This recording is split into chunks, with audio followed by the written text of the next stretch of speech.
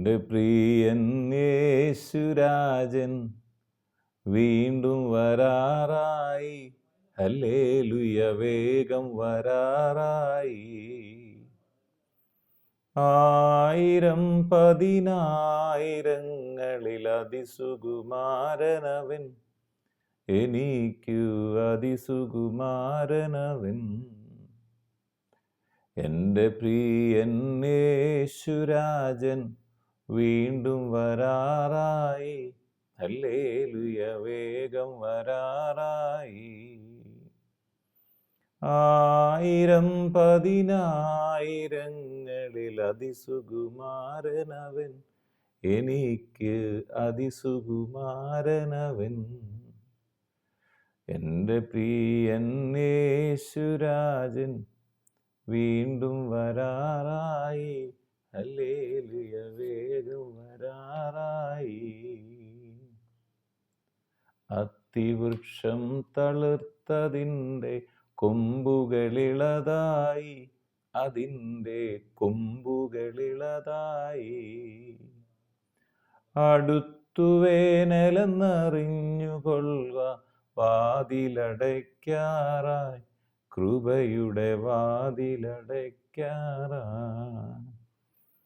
എൻ്റെ പ്രിയൻ യേശുരാജൻ വീണ്ടും വരാറായി, ഹല്ലേലൂയ വേഗം വരാറായി. എൻ്റെ പ്രിയൻ യേശുരാജൻ വീണ്ടും വരാറായി, ഹല്ലേലൂയ വേഗം വരാറായി. വീണ്ടും വരുന്ന യേശുക്രിസ്തുവിൻ നാമത്തിലുള്ള സ്നേഹവന്ദനങ്ങളെ എല്ലാ പ്രിയപ്പെട്ടവരെ ഈ സമയത്ത് അറിയിക്കുന്നു. അപ്പോസ്തല പ്രവൃത്തികൾ 1:11. ഗലീല പുരുഷന്മാരെ, നിങ്ങൾ ആകാശത്തിലേക്ക് നോക്കി നിൽക്കുന്നതെന്ത്? നിങ്ങളെ വിട്ട് സ്വർഗാരോഹണം ചെയ്ത ഈ യേശുവിനെ സ്വർഗത്തിലേക്ക് പോകുന്നതിനായി നിങ്ങൾ കണ്ടതുപോലെ തന്നെ അവൻ വീണ്ടും വരും എന്ന് പറഞ്ഞു. അപ്പോസ്തല പ്രവൃത്തികൾ അതിൻ്റെ 1-ാം അധ്യായത്തിൽ യേശുക്രിസ്തു തിരഞ്ഞെടുത്ത അപ്പോസ്തലന്മാരായി പരിശുദ്ധാത്മാവിനാൽ കൽപ്പന ലഭിച്ചവരാണ് അവർക്ക് എഴുതുന്നതാണ്. ആരാണ് യേശു തിരഞ്ഞെടുത്തത്? എന്നെയും വചനം കേട്ടുകൊണ്ടിരിക്കുന്ന നിങ്ങളെ യേശു തിരഞ്ഞെടുത്തതാണ്. അപ്പോസ്തലൻ എന്ന് പറഞ്ഞാൽ നിങ്ങൾ അയക്കപ്പെട്ടവരാണ്, ഭൂമിയിൽ ഒരു ദൗത്യത്തിന് വേണ്ടി അയക്കപ്പെട്ടവരാണ്. പരിശുദ്ധാത്മാവാണ് നമുക്ക് കൽപ്പന തന്ന് ഓരോ കാര്യങ്ങൾ ഏൽപ്പിക്കുന്നത്. എന്നിട്ട് കർത്താവ് പറഞ്ഞു, നിങ്ങൾ പരിശുദ്ധാത്മാവിന് വേണ്ടി കാത്തിരിക്കണം. നിങ്ങൾക്ക് ഏറെ നാൾ കഴിയും മുമ്പേ പരിശുദ്ധാത്മാവ് കൊണ്ട് ഒരു സ്നാനം ലഭിക്കുമെന്ന് പറഞ്ഞു. അതിനെ തുടർന്ന് യേശു അവരോട് കൂടെ ഇരിക്കുമ്പോൾ യേശു സ്വർഗാരോഹണത്തെക്കുറിച്ച് പറയുന്ന കാര്യങ്ങളും സ്വർഗാരോഹണം ചെയ്യുന്നതിനെക്കുറിച്ചുമാണ്. അവരൊന്നിച്ചു കൂടിയിരിക്കുമ്പോൾ അവൻ പറഞ്ഞ, കർത്താവെ, നീ ഈ കാലത്തിലോ രാജ്യം യഥാസ്ഥാനപ്പെടുത്തി കൊടുക്കുന്നതെന്ന് അവനോട് ചോദിച്ചു. പിതാവ് തൻ്റെ സ്വന്തം അധികാരത്തിൽ വെച്ചിട്ടുള്ള കാലങ്ങളോ സമയങ്ങളോ അറിയുന്നത് നിങ്ങൾക്കുള്ളതല്ലെന്ന് പറഞ്ഞിട്ട് കർത്താവ് പറയണം, എന്നാൽ പരിശുദ്ധാത്മാവ് നിങ്ങളുടെ മേൽ വരും, നിങ്ങൾക്ക് ശക്തി ലഭിക്കും. യെരുശലേമിൽ, യഹൂദിയയിൽ എല്ലായിടത്തും, ശമരിയായാലും ഭൂമിയുടെ അറ്റത്തോളവും നിങ്ങൾ എൻ്റെ സാക്ഷികളാകും. ഇത് പറഞ്ഞ ശേഷം അവർക്കാകെ അവൻ ആരോഹണം ചെയ്തു. ഒരു മേഘം അവനെ മൂടിയിട്ട് അവരുടെ കാഴ്ചയ്ക്ക് മറഞ്ഞു. അവൻ പോകുന്നേരം അവർ ആകാശത്തിലേക്ക് ഉറ്റുനോക്കുമ്പോൾ വെള്ളവസ്ത്രം ധരിച്ച 2 പുരുഷന്മാർ അവരുടെ അടുക്കൽ നിന്നു. എന്നിട്ട് പറയാണ്, ഗലീല പുരുഷന്മാരെ, നിങ്ങൾ ആകാശത്തേക്ക് നോക്കി നിൽക്കുന്നത് എന്ത്? നിങ്ങളെ വിട്ട് സ്വർഗാരോഹണം ചെയ്ത ഈ യേശുവിനെ സ്വർഗത്തിലേക്ക് പോകുന്നവനായി നിങ്ങൾ കണ്ടതുപോലെ തന്നെ അവൻ വീണ്ടും വരും എന്ന് പറഞ്ഞു.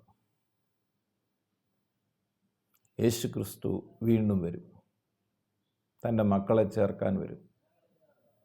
ഇത് വിശുദ്ധ വേദോസ്തവം നമ്മെ പഠിപ്പിക്കുന്നു.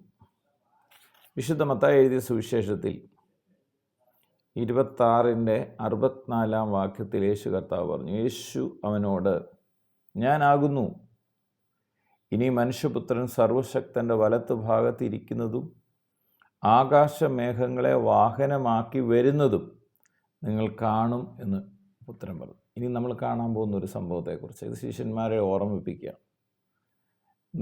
മഹാപുരോഹിതൻ അവനോട് ചോദിക്കുന്നുണ്ട്, നീ ദൈവപുത്രനായ ക്രിസ്തു തന്നെയാണ്? പറക എന്ന് ഞാൻ ജീവനുള്ള ദൈവത്തെ കൊണ്ട് നിന്നോട് ആണയിട്ട് ചോദിക്കുന്നു എന്ന് പറഞ്ഞു. അപ്പോൾ യേശു പറയാണ്, യേശു അവനോട്, ഞാനാകുന്നു. ഇനി മനുഷ്യപുത്രൻ സർവശക്തൻ്റെ വലത്ത് ഭാഗത്ത് ഇരിക്കുന്നതും ആകാശമേഘങ്ങളെ വാഹനമാക്കി വരുന്നതും നിങ്ങൾ കാണും എന്ന് പറഞ്ഞു. ഇനിയും കാണാൻ പോകുന്ന ഒരു കാര്യത്തെക്കുറിച്ച് യേശു കർത്താവ് മുന്നമേ പറയാണ്. ഇവിടെ അത് തന്നെയാണ് രണ്ട് ദൂതന്മാരും പറയുന്നത്. ഗലീലാ പുരുഷന്മാരെ, നിങ്ങൾ ആകാശത്തേക്ക് നോക്കി നിൽക്കുന്നത് എന്ത്? നിങ്ങളെ വിട്ട് സ്വർഗാരോഹണം ചെയ്ത ഈ യേശുവിനെ സ്വർഗത്തിലേക്ക് പോകുന്നവനായി നിങ്ങൾ കണ്ടതുപോലെ തന്നെ അവൻ വീണ്ടും വരും എന്ന് ഉത്തരം പറഞ്ഞു. ലൂക്കോസ് എഴുതിയ സുവിശേഷം 21 അധ്യായം അതിൻ്റെ 27 വാക്യത്തിൽ അപ്പോൾ മനുഷ്യപുത്രൻ ശക്തിയോടും മഹാതേജസ്സോടും കൂടെ മേഘത്തിൽ വരുന്നത് അവർ കാണും. ഇത് കർത്താവ് പറഞ്ഞു, മേഘത്തിൽ വരിക. ഇനി വീണ്ടും ഒരു വരവിനെക്കുറിച്ചാണ്. വെളിപ്പാട് പുസ്തകം 1 അധ്യായം അതിൻ്റെ 7 വാക്യത്തിൽ പറയാണ്, ഇതാ അവൻ മേഘാരൂഢനായി വരുന്നു. യേശു ഇനി വരുന്നത്, ഒരിക്കൽ വന്നത് മറിയയിലൂടെയാണെങ്കിൽ ഇനി യേശു വീണ്ടും സ്വർഗത്തിൽ നിന്ന് തൻ്റെ മക്കളെ ചേർക്കാൻ വരുന്ന മേഘാരൂഢനായി വരും. എന്നിട്ട് പറയാണ്, ഏത് കണ്ണും അവനെ കുത്തി തുളച്ചവരും അവനെ കാണും. ഭൂമിയിലെ ഗോത്രങ്ങളൊക്കെയും അവനെ ചൊല്ലി വിലപിക്കും. ഉവ്വ് ആമേൻ. യെസ്, നമ്മുടെ കർത്താവ് മേഘാരൂഢനായി വരാൻ കാലമാകും. അതുകൊണ്ട് നമുക്ക് ഒരുങ്ങിയിരിക്കാം. ഇവിടെ പറയാണ്, ഗലീല പുരുഷന്മാരെ, നിങ്ങൾ ആകാശത്തേക്ക് നോക്കി നിൽക്കുന്നത് എന്ത്? നിങ്ങളെ വിട്ട് സ്വർഗാരോഹണം ചെയ്ത ഈ യേശുവിനെ സ്വർഗത്തിലേക്ക് പോകുന്നവനായി നിങ്ങൾ കണ്ടതുപോലെ തന്നെ അവൻ വീണ്ടും വരും എന്ന് ഉത്തരം പറഞ്ഞു. പ്രാർത്ഥിക്കാം. പിതാവെ, പ്രാർത്ഥിക്കുന്നു അവിടുത്തെ ഓമനപുത്രനെ ഈ ഭൂമിയിലേക്ക് അയച്ചതിനായി സ്തോത്രം. ഓമനപുത്രൻ്റെ കാൽവരി ക്രൂശ് മരണത്തിലൂടെ ഞങ്ങൾക്ക് ഇന്ന് വീണ്ടെടുപ്പിനായി, വിടുതലിനായി, സൗഖ്യത്തിനായി, അനുഗ്രഹത്തിനായി സ്തോത്രം പറയുമ്പോൾ തന്നെ ഇന്ന് പിതാവിൻ്റെ വലത്ത് ഭാഗത്തിരിക്കുന്ന പുത്രനെ ഇനി വീണ്ടും മേഘാരൂഢനായി ഞങ്ങൾക്കായി അയക്കുന്നതിനായി സ്തോത്രം. ഞങ്ങളത് വിശ്വസിക്കുന്നു. ഇത് വിശ്വസിക്കാൻ ഞങ്ങളുടെ ഹൃദയ കണ്ണുകളെ കർത്താവ് തുറക്കണമെന്ന് പ്രാർത്ഥിക്കുന്നു. എന്നെ കേൾക്കുന്ന രോഗികൾ ഇപ്പോൾ തന്നെ യേശു ക്രിസ്തുവിൻ അടിപ്പിണരുകളാൽ സൗഖ്യം പ്രാപിക്കട്ടെ. ഹൃദയ ഭാരങ്ങൾ മാറിപ്പോകട്ടെ. ആകുല ചിന്തകൾ മാറട്ടെ. ഭയങ്ങൾ മാറിപ്പോകട്ടെ. കർത്താവായ യേശു ക്രിസ്തുവിൻ്റെ മഹത്വം ഓരോ വ്യക്തി ജീവിതങ്ങളിലും വ്യാപരിക്കട്ടെ.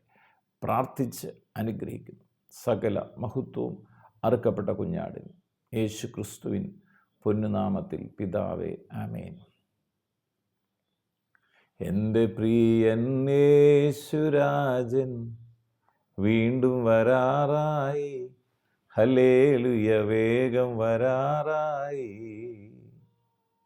1000 പതിനായിരങ്ങളിൽ അതിസുകുമാരനവൻ, എനിക്കു അതിസുകുമാരനവൻ. അത്തിവൃക്ഷം തളിർത്തതിൻ്റെ കൊമ്പുകളിളതായി, അതിൻ്റെ കൊമ്പുകളിളതായി.